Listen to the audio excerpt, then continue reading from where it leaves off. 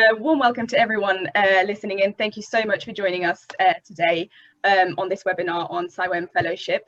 Now, the aim of this webinar, we hope, is to provide an insight into CIWEM Fellowship, regardless of where you are in your career, be it at the very beginning, where fellowship seems like a thing of the distant future perhaps, or whether you're already looking to apply. My name is Barbara Orth. I am Membership and Professional Standards Executive here at CIWEM, and I have the pleasure of moderating today's webinar. I'm very pleased to introduce our CIWEM Fellows, Niki Roach, Judith Brammer, Hannah Coogan, and Oliver Grievson as our panelists today. I will go around and briefly introduce everyone. I think, Hannah, I might start with you. Hannah Coogan is a technical director specialising in strategic flood risk management, policy and research for JBA Consulting.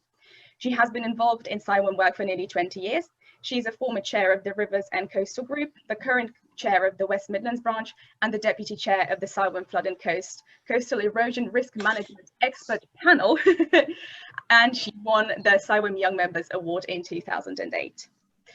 I will move on to Niki. Niki is a chartered water and environmental manager and chartered environmentalist, as well as of recently at CIWEM.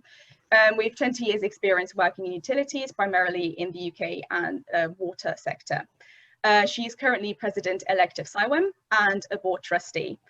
Niki is convinced that by connecting the right people and thinking at systems levels, anything is possible. She's committed to creating opportunities to develop a diverse workforce and is practicing what she preaches by currently balancing working life as well as being a mum to a toddler.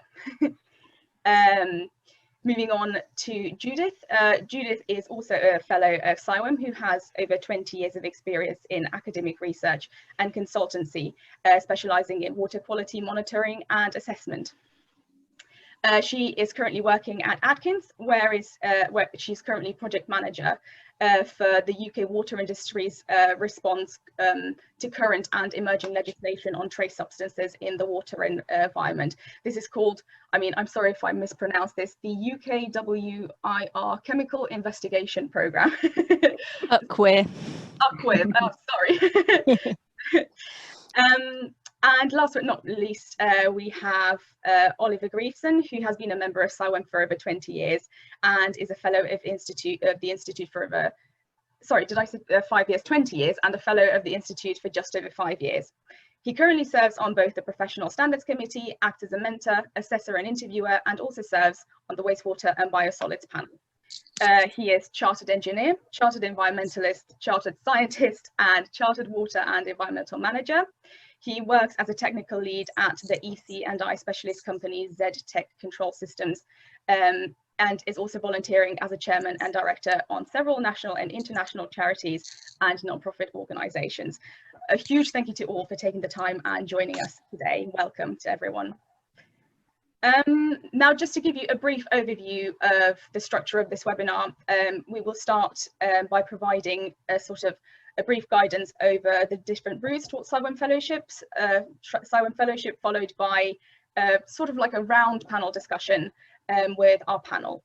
Now, at the end of the discussion, we will open the floor to questions from the audience, and we would love to see loads of Q&A activity.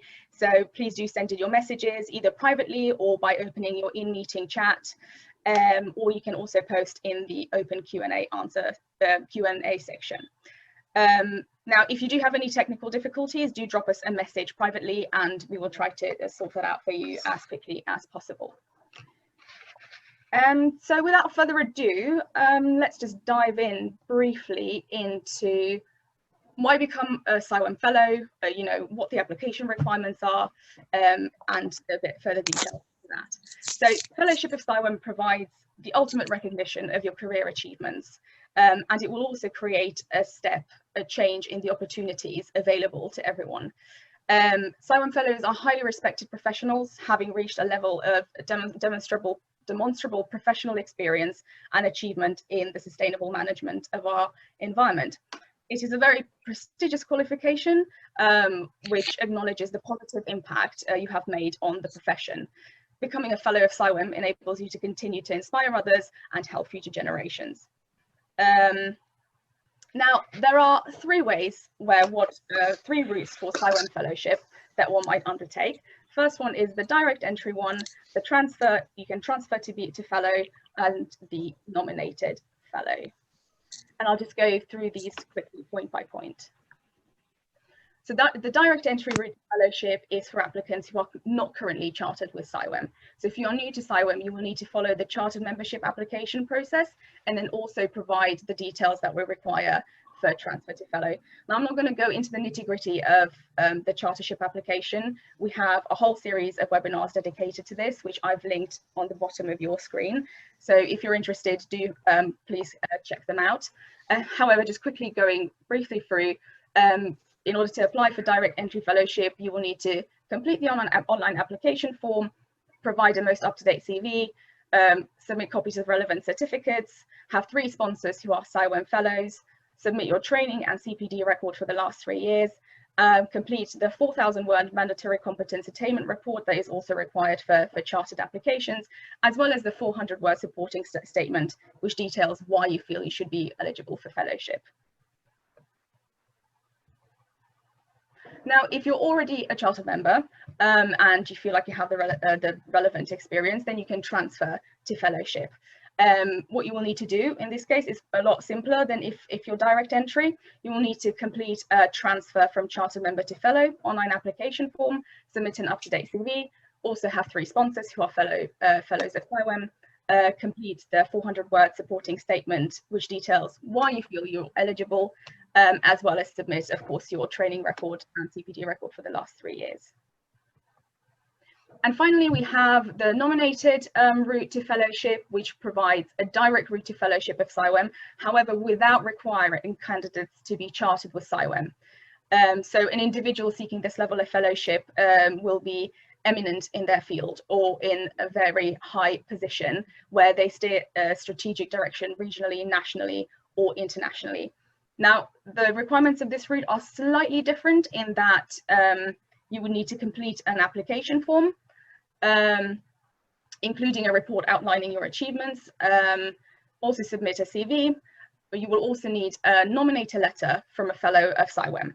And then, of course, the 2 sponsorship letters from 2 CIWEM fellows. I think that covers kind of the sort of dry, more dry procedural aspects of CIWEM fellowship. So I think we can move on to the roundtable discussion at this point. What I will do is I will stop the screen share, so it has more of a conversational feel about it, and you can see everyone. So okay, so let's just kick off by perhaps outlining or providing our audience with the steps that you've taken in your career that has brought you to this level where you are now, where you were in a position to apply for CIWEM fellowship. Who would like to go first? Feel free to jump in. Everyone's going to be too polite to do that, Barbara. You're going to need to pick on one of us. You've spoken. You've spoken. Oh, great. That's not. Hi, everybody. Thank you so much for joining us. I guess, so for me, kind of like do you want a really very quick potted history as to why I got to fellowship, Barbara? Is that right? Yeah? Correct. Yeah. Okay. So for those of you that are old enough to remember the Blue Peter Green book, it started with that probably when I was about 7. And I got interested in the environment, and actually that's probably the root of everything. That's why I have map wallpaper and, you know, a geography degree, and I'm bothered about the world that we live in, really. For me, that channeled through a route of working for a water company. So I joined Yorkshire Water after a degree in geography at Sheffield, joined Yorkshire Water and worked with them with Oliver for about 13 years. Yeah. And I did all sorts of things there. I did quite operational roles, managing water distribution systems, things that felt a little bit more removed from the immediate environmental kind of impact of perhaps working in consultancy, but kind of kept that interest. I did a postgraduate certificate and diploma in water and environmental management, and then in 2008 I decided to apply for chartership, which was a big task, but pleased that I did. And as part of that period of time was kind of going to CIWEM meetings and developing my network.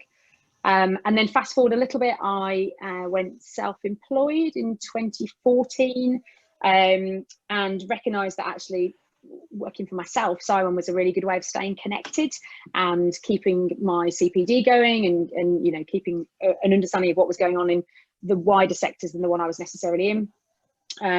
And then finally, and I joined the biosolids panel at that point as well. So I'd moved into kind of, I defected to the dark side and started doing sewage sludge stuff. And then in 2014, I decided that I wanted some board level experience. And so I applied and I was fortunate enough to join the trustee board. So I've been a trustee of CIWEM since 2015 is when I started being a trustee. Yeah, and so then a combination of a range of factors, including some excellent colleagues and friends saying, I'm thinking of applying for chartership and why aren't you applying? Made me think, actually, I should have just pulled my finger out and got on with this probably a while ago. And so, yeah, so I just decided, right, I'm going to do it. And my route was the easy one of the three you've just alluded to, Barbara. So because I was already a member, I did transfer to fellow. And so in terms of procedurally, it's much more straightforward. You obviously have to demonstrate you've reached that level, but it was not as time consuming as I expected it might be. So yeah, so I'm really new to fellowship. I think it was May that it was approved. So that's my, in a nutshell. Excellent. Thank you very much. Who would like to go next? I'm just going to pick Hannah. Hi. Hi everyone. Obviously I'm Hannah. Hannah Coogan from Jeremy Benn Associates. So I've also got a geography degree. Mine's from Aberystwyth though. So I joined the Geographers Club. And when I graduated in 2003, I joined the Environment Agency for around a year before going into consultancy. I've always worked in flood risk management, and certainly the first, I joined JBA back in 2004, and I gained a really good appreciation of particularly strategic flood management, and I really enjoyed that. And I got involved in local flood risk management when the lead local flood authorities were becoming set up following the 2008 PIT review. I then went to work in local government in 2012.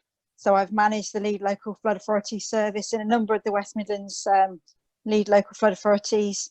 The one that I worked for most recently was Staffordshire County Council. So I was their flood risk manager there, responsible for a team of 10, managing a shared service of flood risk management that I also initiated and set up, covering Staffordshire, Walsall, Sandwell and Wolverhampton councils. And then I moved back into consultancy about 3 years ago and rejoined JBA as a technical director. So yeah, I've certainly found it really helpful, moving between the public and the private sectors and being able to see things from different perspectives and gaining that range of experience and skills, as well as a wide network of contacts. CIWEM wise, in 2004, the Environment Agency let me go to the Rivers and Coastal Group study weekend in Norwich, and I was hooked from the evening I arrived. I thought, this is great. I get to meet loads of people, and I'm a bit of a workaholic, and I get to spend the whole weekend doing this stuff as well. We went out on site in the Broads, yeah, we did all kinds of really great stuff. And from that moment on, I just wanted to be involved. I joined the Rivers and Coastal Group. I think 2007, I joined the Rivers and Coastal Group. No, it'd be before then, because that's when I had my daughter. So around 2006, I joined them. I was the chair of that in 2012, 2013. I joined the East Midlands Committee before joining the West Midlands Committee about 6-7 years ago, and I'm currently the chair of that. And what I'm probably most proud of was a week after I returned to work following maternity leave, I'd been nominated for the CIWEM Young Member of the Year Award by the Rivers and Coastal Group Committee, and I went down to London to do an interview, and I'd literally been back at work for about a week, and I was really, really pleased when I won that award. And I guess what thing I hope most is that, you know, it serves as an example to people about what they can do and what they can achieve. You know, so that's where I'm coming from, sort of CIWEM and work-wise. Fellowship-wise, like Niki, really, I'd been thinking I should probably do this for a few years, and then finally decided that, as well as moving house last year, it would be a good time to also apply for fellowship, which my boss pointed out maybe a bit too much, but I ignored him and did it anyway. And actually, it was relatively straightforward, and I got my fellowship in November 2019. Excellent, thank you very much. Judith, would you like to go next? Yeah, of course. Okay, hi everyone, I'm Judith Brammer. I work at Atkins. So like the other two, I started off with a degree in geography. It's obviously not a prerequisite. But I went on and worked for the Environment Agency, which gave me a bit of insight into environmental regulation while I was applying for PhDs. I went on and did a PhD in oceanography. That gave me quite a nice diverse background into different water quality issues, and that's where my specialism has led. I first moved into consultancy and started by managing multidisciplinary teams, and then moved to Atkins 13 years ago. I've built up a reputation as a water quality technical expert. I'm scoping investigations for water industry clients. And as has already been mentioned, the Queer Chemical Investigation Programme, I'm project managing that on behalf of Atkins. So I get involved in all kinds of things such as business strategy and professional development of colleagues. So sort of as I've developed, you know, my expertise has developed in my current role. I've taken more responsibilities. In terms of my involvement with CIWEM, I was actually introduced to CIWEM while I was doing my PhD, and at that point started to get like the newsletters and get increase my awareness of what chartership was. And so therefore, by the time I joined consultancy, I was very quick to become a graduate member. Followed that several years later by doing my chartership application, and as Niki says, sort of the support of colleagues around you, drawing from other people going through the same thing was massively important. And then, yes, more recently during lockdown, I've applied for fellowship and been successful for that. And again, that was sort of people suggesting, well, have you not thought about it? Why not? So, and as Hannah says, you know, it was actually a more straightforward process than I think I had envisaged it would be, which was great. So yes, thank you. That's always lovely to hear that it's a straightforward process. We love that. And finally, Oliver. Thank you, Barbara. So career-wise, I am the odd one out because my degree was in environmental science, and many years ago. From there, I worked in the laboratory environment for 4 or 5 years. Went out to Falkland Islands, where I suppose my sort of niche specialism started. Out there, I was very much involved in pretty much everything to do with water and wastewater networks to treatment, working on small systems, flying around in helicopters, which was good fun. Decided to leave there, came back and did a master's degree at Cranfield in water and wastewater technology. And then sort of my engineering life started with work in Grantmai, where I worked on commissioning one of the jobs was commissioning the wastewater treatment works at Huddersfield. Remember that one, Niki? Mm-hmm. Upper Brighouse, Lower Brighouse. From there, I moved down to Anglian Water, where I think I finally had the opportunity in my career to settle down, knuckle down, and really accelerate my work with CIWEM. Obviously, when I was in the Falklands, things like CPD and chartership were impossible.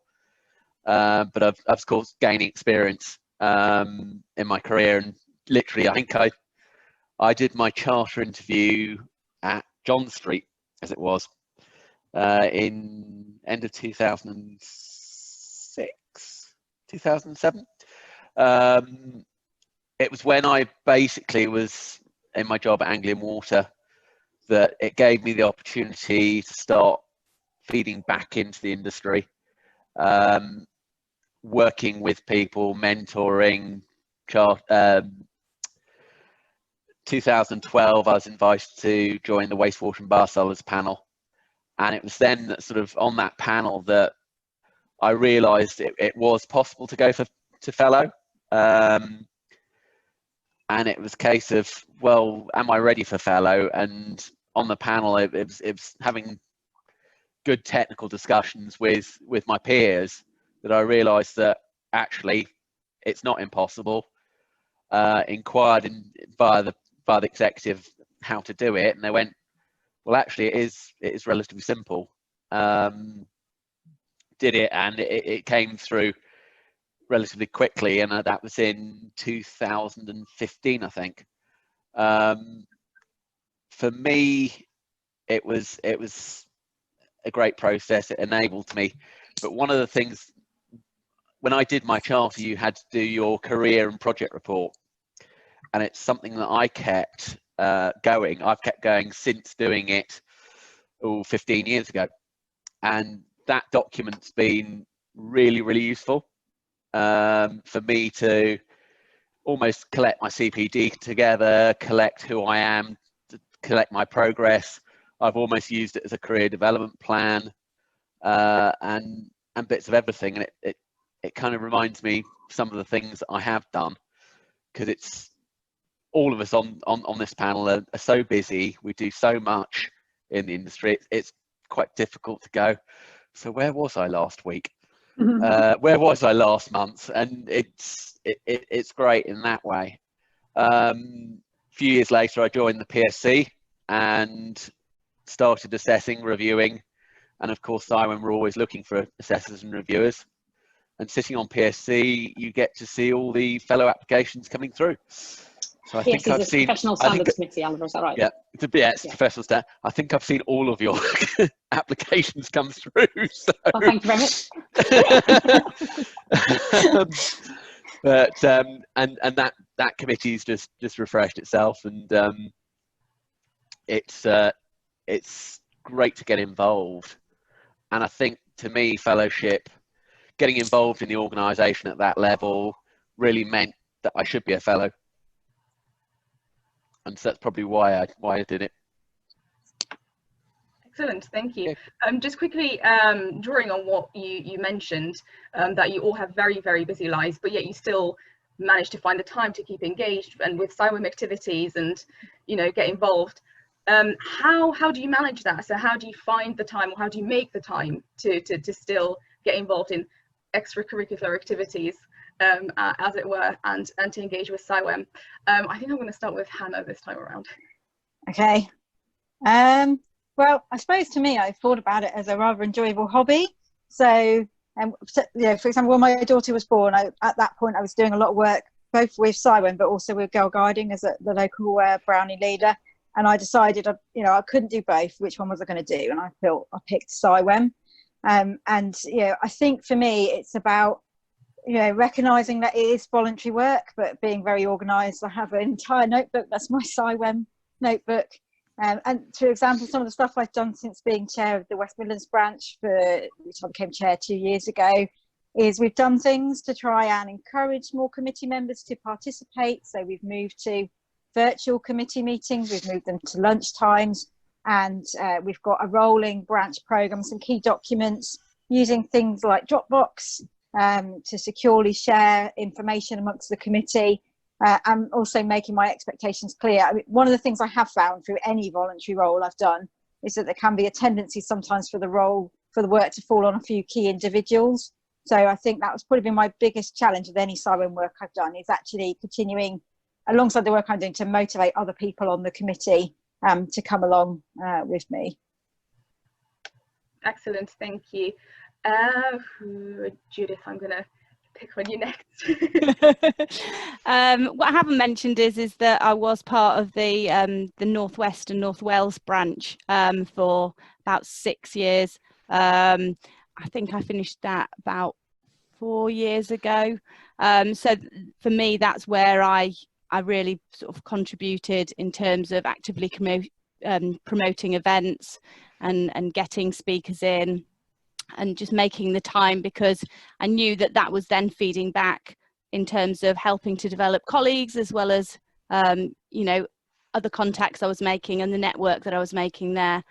I do find it more challenging now. Like Niki, I have a young family, but I certainly support my colleagues, and with line management responsibilities, will help sponsor or support anybody that's sort of looking for that support. So yeah, making the time can be a challenge, but it's worthwhile. Excellent, thank you. Niki, would you like to go next?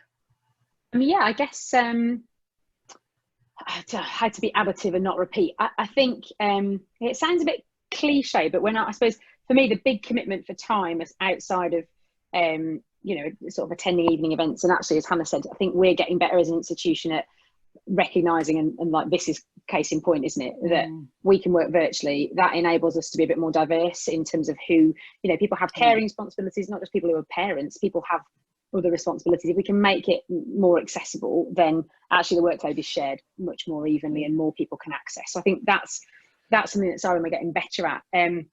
On a personal note, it does sound a bit corny, but when I decided to join the board, I was self-employed.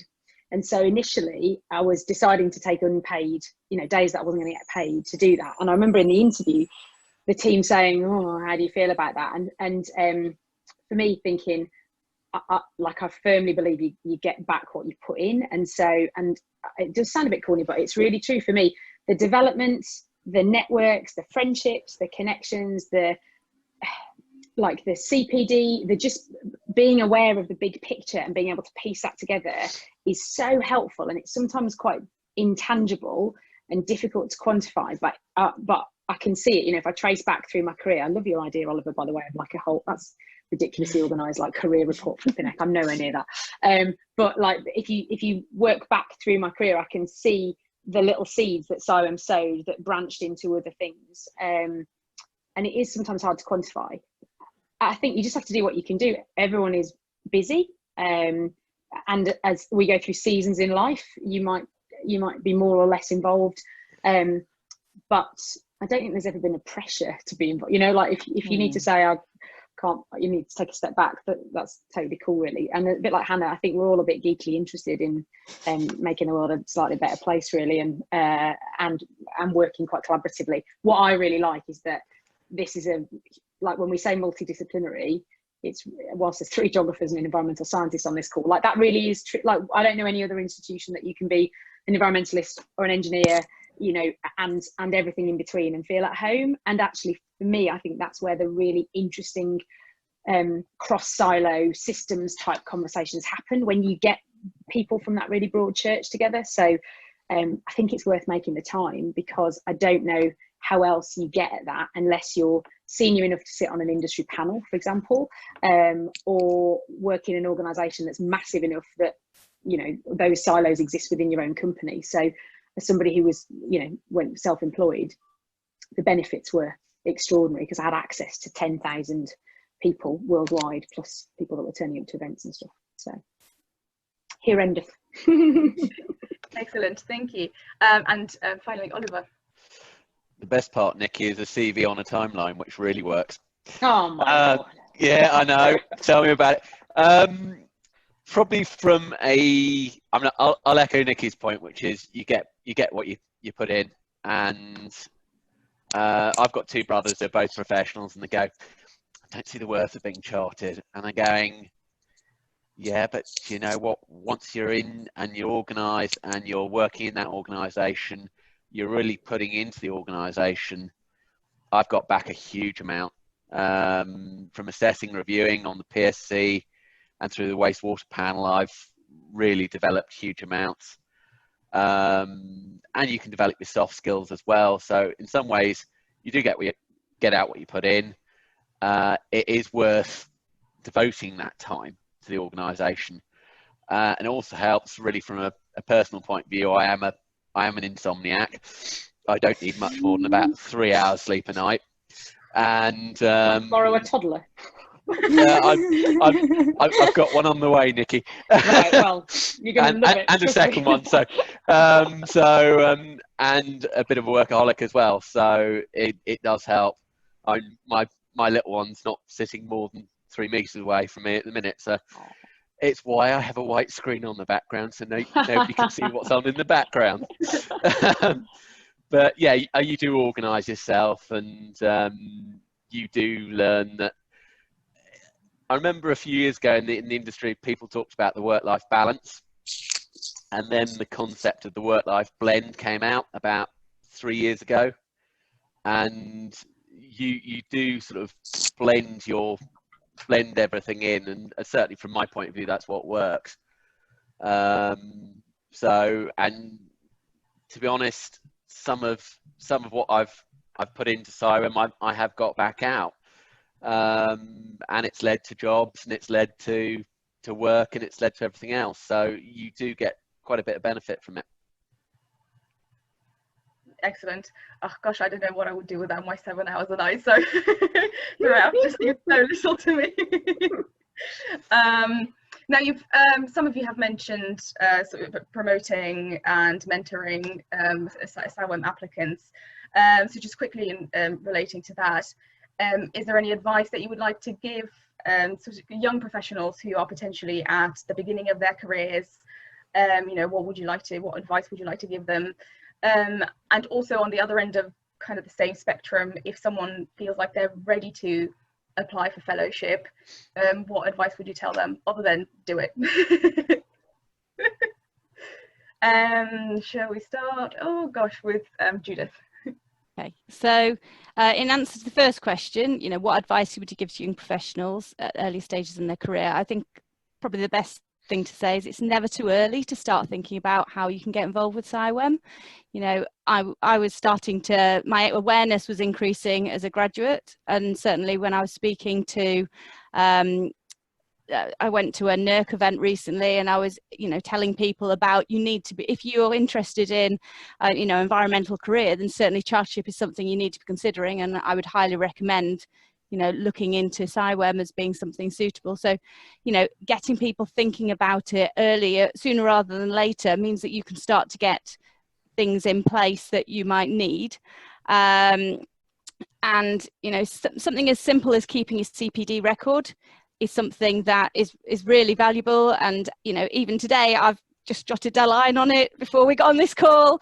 It all helps every little bit. Just keeping a record of where you've been. It's amazing how quickly it builds up. So, there are plenty of benefits, as we've already discussed. So it's definitely worth getting involved. In terms of the fellowship side of things, I would say talk to your colleagues around you, see what their opinions are in terms of where you are in your stage of your career, particularly those people that are already fellows. It's a fantastic way to be recognised for the things that you've achieved thus far. And really the application process is more straightforward that as a transfer to fellowship than the when we did our direct entry as a chartered applicant. So don't let the thought of an application process put you off, because it isn't as onerous as it may sound. So thank you. Okay. Anyone else would like to jump in? I'm going to go with Oliver this time around. I'm keeping you on your toes. Well, funny enough, I was chatting through the new mentor platform. Somebody let me contact me, and they are a very early career. They've been in industry a year, and I had a sort of a very open and honest conversation with them yesterday about where do I go. And as Judith said, it's never too early to start. And it was a case of, well, those first few years you're discovering who you are professionally. And yes, it's CPD, and yes, it was a case of using the tools of a chartered application to shape your direction. And certainly there are some great schemes out there with companies. And I'm not going to mention companies, but there's some great development schemes within companies. So if you've got that opportunity, take it. But even if you don't, there's plenty of opportunity. I think the new mentor platform, mentor-mentee platform, is a great opportunity. And I've had, I think, 3 people contact me through it now, and it's only been open about a month, Barbara. Mm-hmm, correct. I'm a bit worried I'm gonna get a sudden flood, but there you go. Oliver, sorry to jump in if I can quickly. I just noticed on the Q&A, somebody's asked about finding a mentor and sponsors for chartership in the first instance, and so I just wonder whether it's you, Oliver, or Barbara. It might be worth just highlighting that mentor platform, because it is new, and actually for that individual, great question. Maybe it's just that's probably a route to finding somebody to support you through your application. the mentor platform is great. I mean, it's working so far. Normally for charter, I would say there's probably somebody within your organisation that would normally be able to act as your mentor, because it's better if you get somebody who knows you, or you know quite well. And the executive will always help, and has always helped in the past with chartered applications, and actually fellow applications. There was somebody saying it in the chat. But the person I spoke to yesterday was, well, I don't really know anyone in my organisation. So that was when I think previously it's been the executive, but the mentor platform can help quite a bit. I mean, I remember, I always remember when charter application, fellow application, it was always one of the most difficult things to do was to find a sponsor. And it's always the most awkward, because you don't want to go asking people. But if there are people who know you, I mean, I was lucky through joining, well, you could join it in a branch, and there's bound to be a fellow or chartered members in the branch. If you're into urban drainage, the urban drainage group are fantastic at providing support to the members, and I'm sure rivers and coastal groups are the same. So it's a case of getting involved, and you will meet people. We're generally, I think CIWEM the people in CIWEM are a friendly bunch, so you will meet people. And I certainly did on the wastewater panel, and everyone on the wastewater panel were incredibly supportive. Thank you very much. It's always lovely to hear that we're friendly. We're really not that scary, so we do try to help out. If you have any questions, you know, we're always available over phone or via email. I'm going to go to Niki next, because you actually have a direct question in the Q&A, and yeah, also relating to sponsors. Given that you're self-employed, how did you find sponsors? Yeah, I think it's a great question, and I don't think there's a perfect answer at the moment. I think Oliver's given a few different routes. I think so.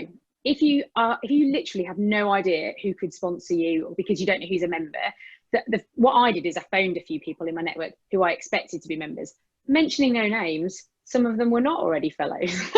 And then I had well, why are you not a fellow? You are a director. Anyway, we won't go there. But he's also now applying for fellowship. But so there's an element of pick up the phone to some of your connections, particularly at fellowship level. Who do you think might be fellows?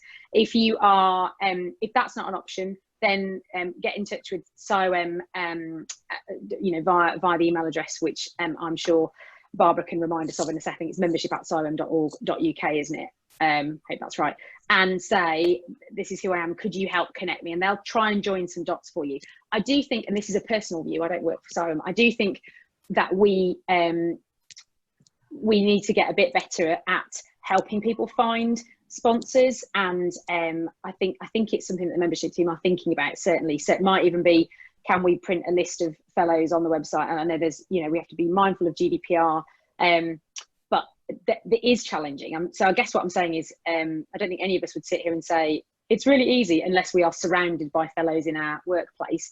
But if you're a bit involved with CIWEM and you're not doing it completely in isolation, so that might be attending an online or an in-person when the world unlocks event, getting interested in a panel, you know, finding your little place or places, you will then meet people who are fellows, or if you're looking for chartership, who are chartered that can support your application. So there might be a bit of legwork to do, is what I would say. There isn't a straightforward pick list, but then the point is that the people that you're asking to sponsor you should be people who are familiar with the work that you've done and can. It's a responsibility to sponsor somebody. So you would want people that do know what you've been up to, really, and can support your application. So so I think, so for Matt, who asked about being self-employed, it's tricky. What I would say is, for me, the benefit of CIWEM is, when I was self-employed, well, I still am actually, like being self-employed, is it gives you access to a network. So it's just being brave, I guess, in the best possible way, and picking the phone up to some of that network and saying, I know you through X, you've seen a bit of work that I do, would you be prepared to sponsor me? Are you a fellow, kind of thing. But if you get completely stuck, drop membership a line, and they are great at being able to try and help you find people that you might know that are in your network. So actually, one final tip is do a LinkedIn search for FCIWEM. Because if people have put it on their LinkedIn profile, you can search LinkedIn for that, and that will bring up everybody that's in your network that's a fellow of CIWEM that's updated LinkedIn. So that's like a really quick hack to try and find a few people if you're completely stuck. No, absolutely. And also just quickly jumping on that, so if you do struggle to find sponsors, then if you drop a membership an email, the email address is membership@ciwem.org. Then we could potentially put you in touch with your local branch, depending on where you live. Obviously now at the moment, all our events are held online, which makes it even more accessible to everyone, so you're not restricted to where you necessarily live. And just reiterating what Oliver said as well, that this mentoring platform where you can just sign up and directly contact potential mentors or sponsors, you know, and you know, get to know them on a professional level, is also a very good platform for people to find sponsors. Yeah, just quickly going back to the original question in terms of like what would you tell people in their early career, because we've diverted a little bit. No problem. I think it's Hannah who hasn't had a go at the question. Okay. Well, it's probably fairly obvious what I'd say is get involved in CIWEM as much as you can. I think there were certainly instances when I was, you know, fairly new graduate with a couple of years experience. I would go to these conferences in London. I've always been lucky to have employers that have supported me to do that. But I would turn up, and it would feel like there weren't that many women there, and everyone would be wearing suits. And I was actually a bit scared. Everyone would go around and network. I was like, oh, I don't know who to talk to. Then I'd spot someone I knew, and I'd make a beeline for them. And I think, you know, obviously situations like that, as you move on in your career, become more comfortable. So I would say if you're in that situation, find the situation that is comfortable. Look to your branch, look to their new members committees. Certainly our West Midlands committee regularly do pub quizzes once the pub's open, of course. You know, they do pub quizzes, they do round table events. You know, look for those like the CIWEM, you know, study weekends and things like that. And then you will meet people at a similar stage of your career to you, and it will help you to gain confidence. But also don't be afraid to contribute. I remember when I wanted to ask a question in a conference, it took me about 5 minutes to find the courage to put my hand up. You know, but actually what I found when I was on the Riverside Coastal Group, and I was relatively young, was actually this was a great forum to gain confidence, because I realised actually people did value my opinion, and they did value that I had, you know, my own perspective that I was bringing as a relatively new professional. You know, and, you know, I actually gained a lot of confidence from that, and a lot of informal mentoring as well from those people that had maybe been in the industry sort of 15, 20 years. I feel like I learned a huge amount from them. So please don't ever feel like you're too young or inexperienced, and just get involved as much as you can. Excellent, thank you very much. There's another question. There was a question here, but it disappeared, but I'm going to ask it anyway, and I'm going to direct it at Oliver, because he sits on the Professional Standards Committee. And the question was, so roughly how many years of experience does one require to have before applying for fellowship? It disappeared, Barb, because I answered it by typing it in. Oh, sorry. So, really, this depends upon the person, because different people develop at different rates. Normally, I would expect somebody going for chartered membership to have probably 5 years as a minimum, and I'd say that that's probably what it takes on average for somebody to gain the level of experience to go for chartership. But as I said, it will very much depend upon the person. I became a fellow at the age of 39. So that will tell you when I felt I was ready to go for fellowship. Different people will be, again, at different times. I think I was a graduate of CIWEM for about 10 years, but then some of that was me working abroad, not able to get involved.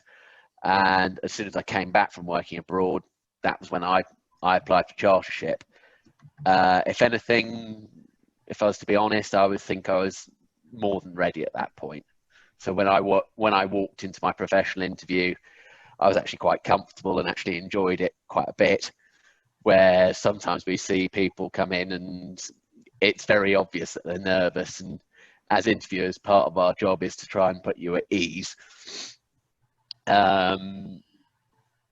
It does depend upon the individual quite a lot, but yes, it does take some bravery to do it. It's not an easy process, but it's a process I enjoyed quite a bit, because it allows you to reflect back on who you are, who you've been. And as I said, doing that career and project report has been a lifelong tool for me. So when I put that into my fellowship, I actually just updated that report, put that in, and it was a very simple process. Excellent, thank you very much. I'm just keeping an eye on the time, so just being very aware of it. I think we can squeeze in a couple more questions. It's kind of a corny one, but I'm going to ask it anyway, because I feel like the answers might be quite good. So what does your fellowship status mean to you? So having achieved the status, what does it mean to you? And I'm going to start with Judith. Okay, so for me, it really comes as peer recognition. It makes me feel as I've reached that stage in my career where, you know, I've got the experience under my belt. I'm considered to be performing at senior level, and really I think it's very useful, you know, to help further my career, to show that I am performing at an appropriate level. So that's what it means to me. Excellent, thank you. Moving on to Niki. You know, I don't think I have anything massively to add. I think Judith summarised that beautifully. But I think, yeah, a bit of external recognition. You know, I think in your early career, you might be doing postgrad stuff, or, you know, you're very much in that kind of like testing yourself quite regularly environment. And actually, there was something quite satisfying about reflecting back and asking people independently of, you know, my immediate, you know, colleagues and connections, to look at what I'd done and give a view on it, really, actually. And that might sound a bit I don't know, self-centered. So apologies if it does, but it's just, you don't get that very much, I think, as you get more senior.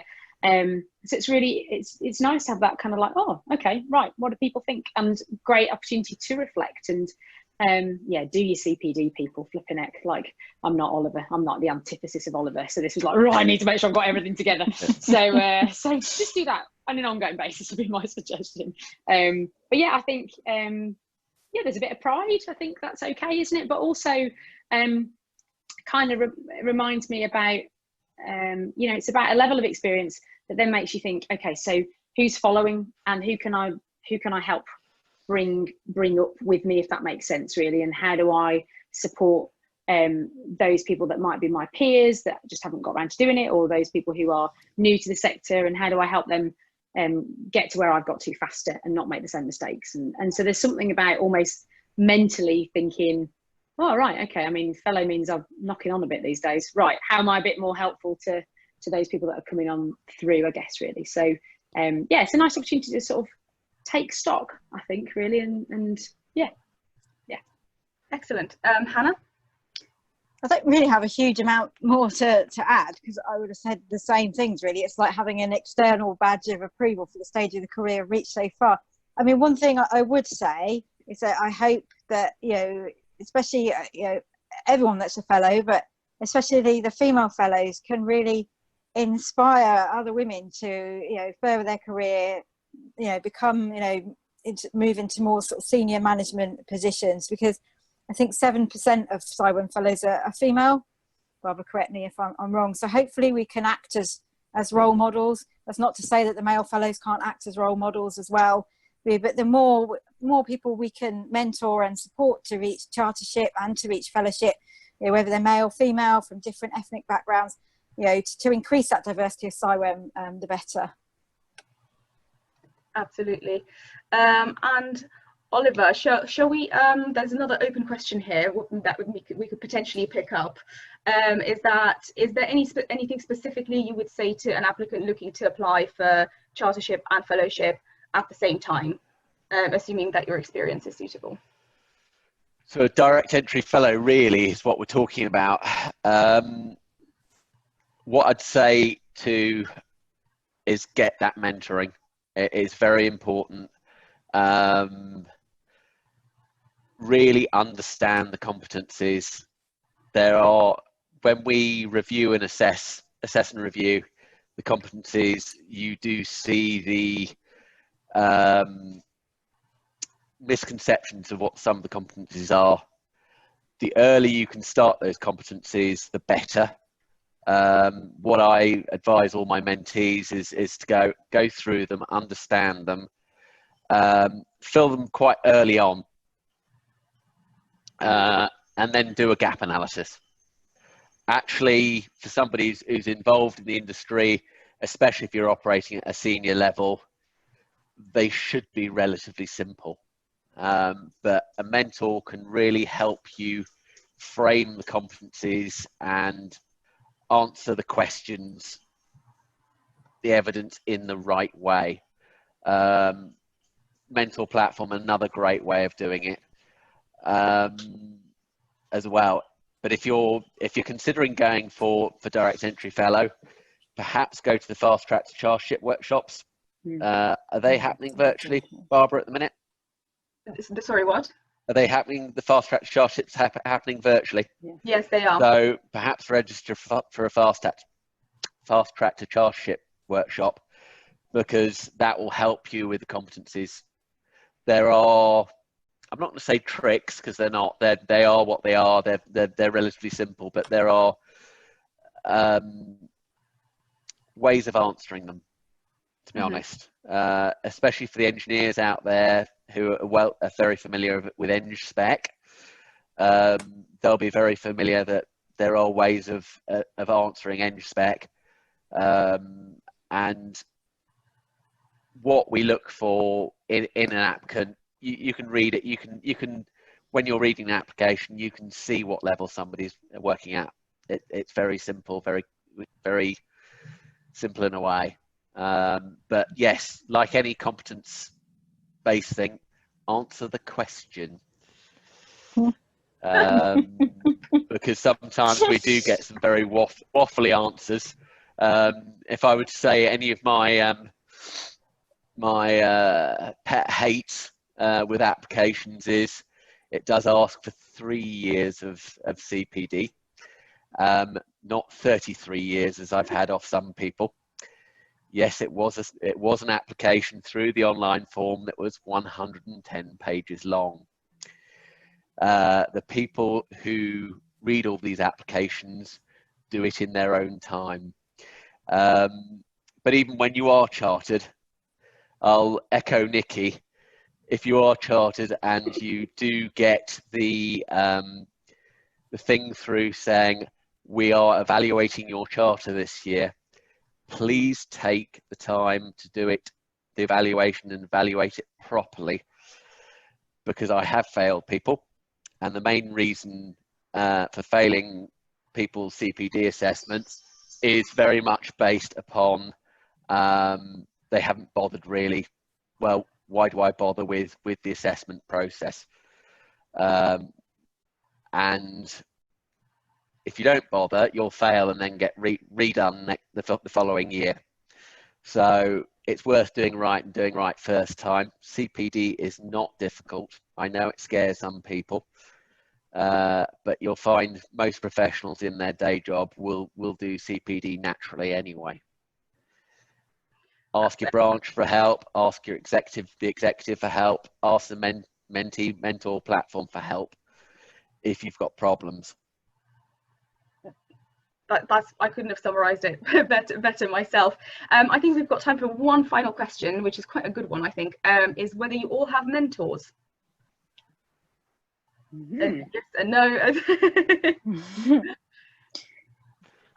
Yeah, I would say that I have people that I've probably looked up to throughout my career that are informal mentors. Having said that, it'd probably be a good idea to formalise some of that. So it's something to think about. But yeah, I've certainly found throughout my career, and again, maybe coming back to that diversity challenge I've seen, is that anyone I've seen as a woman in a position that I think, oh, maybe one day I'd want to get to a position like that, I've looked at them, sort of looked at what they've achieved and tried to, you know, and a lot of, I've had the privilege of meeting a lot of those women, particularly through CIWEM, and really try and learn off them. albeit maybe not as overtly as a formal mentoring arrangement. Yeah, I'm sorry. No, carry on. Just going to echo what Hannah said. Really, I work with an extraordinary team of people, and my CEO is a brilliant woman who runs a kind of female mentoring, very informal but group. So so I'm part of that, which is great, and there are some CIWEM members on that. It's not a CIWEM specific thing. We're in Leeds thing actually, but that's great. But a bit like Hannah, actually, I think you spot people that inspire you, and then I think it's just having the gumption to have a conversation with them and say, I'd love to just grab a e-cuppa, as it is these days, or a cup of coffee or a bit of lunch, or and just pick your brains a little bit. And but the same for my fellowship application. Actually, I picked, when I eventually found three fellows to support my application, it was really lovely because they all really took the time to read my application, to offer feedback on it. Like it was quite an eye-opening experience, really, you know, to have these people with all sorts of different experience and people that I really admire and respect, just looking at what I've been up to and offering their thoughts and reflections on it, and then writing a supportive letter that, you know, is great as well. So yes, less formal, but I think it's crucial if you want to keep developing that you put yourself in situations where people keep helping you push yourself and stretch yourself. And so yeah, really important. Excellent, thank you very much. I think unless the audience has any more questions that they'd like to send in just quickly, I think we can draw this webinar to a close now. Just a quick shout out to the people who are still with us in the audience. You know, if you do have any questions, please email us at membership@ciwem.org. Equally, we have loads of information available on the website, and this webinar is being recorded and will also be made available along with the slides, so you'll be able to access those as well. A huge thank you to our panelists today. I think we've had an incredibly interesting discussion. I'm sure we could carry on talking about it, but unfortunately we're limited by time. Again, thank you to everyone for joining us today. And yeah, I hope you have a lovely day. Get applying, people. Don't put it off. Yes. Good advice, Niki. Yeah. Okay. Bye. All right. Thanks, everybody. Thanks. Bye-bye. See you. Bye. Bye.